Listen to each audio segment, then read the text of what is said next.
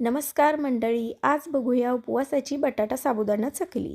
ही चकली बनवण्यासाठी इथे मी 1 कप साबुदाणा एका स्टीलच्या भांड्यामध्ये काढून घेतला आहे आणि हा साबुदाणा स्वच्छ पाण्याने 2 ते 3 वेळा धुवून घ्यायचा आहे। त्यानंतर ह्या भांड्यामध्ये साबुदाणा बुडेल इतपत पाणी घालून हा साबुदाणा 8 ते 10 तासांसाठी भिजवून घ्यायचा आहे। हा साबुदाणा इथे मी रात्रभर भिजवायला ठेवला होता। आता दुसऱ्या दिवशी चेक करूयात। हा साबुदाणा मस्त असा भिजून तयार झालेला आहे। आता दुसरीकडे एका गॅसवर मीडियम हीटवर एक पॅन गरम करून घेतलेला आहे आणि त्याच्यामध्ये पुन्हा 1 कप साबुदाणा घालून घेतलेला आहे। हा साबुदाणा आपल्याला 5 मिनिटे मस्त फुलेपर्यंत भाजून घ्यायचा आहे।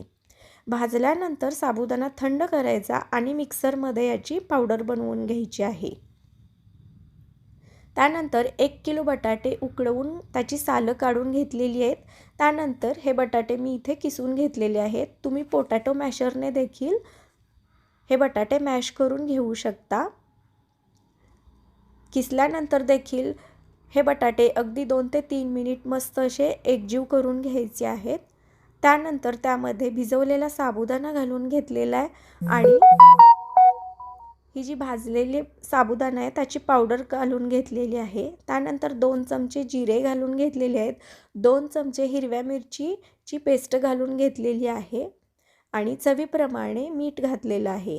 हिरवी मिरचीचे प्रमाण तुम्ही कमी जास्त करू शकता। त्याचबरोबर उपवासाला जिरे जर तुम्ही खात नसाल तर ते देखील नाही घातले तरीही चालतील। आता हे सर्व जिन्नस एकत्र करून घ्यायचे आहेत, मस्त असं एकजीव करून घ्यायचं आहे। आता हे सर्व जिन्नस मी मस्त असे एकजीव करून घेतलंय। एक पॉलिथिन अंथरून घेतलेलं आहे आणि चकलीच्या साच्यामध्ये हे मिश्रण अशा पद्धतीने दाबून व्यवस्थित भरून घ्यायचं आहे। आता याच्या चकल्या पाडून घ्यायच्या आहेत। तर इथे तुम्ही बघू शकताय चकल्या अगदी व्यवस्थित पडत आहेत। तर अशाच पद्धतीने मी सर्व चकल्या पाडून घेतलेल्या आहेत। अगदी चकल्या पाडताना कुठेही तुटत नाही आहेत, एकसारख्या चकल्या पडत आहेत। तर अशा पद्धतीने सर्व चकल्या मी बनवून घेतलेल्या आहेत।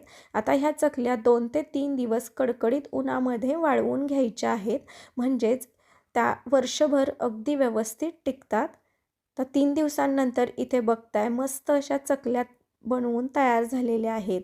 व्हिडिओ बघितल्याबद्दल धन्यवाद।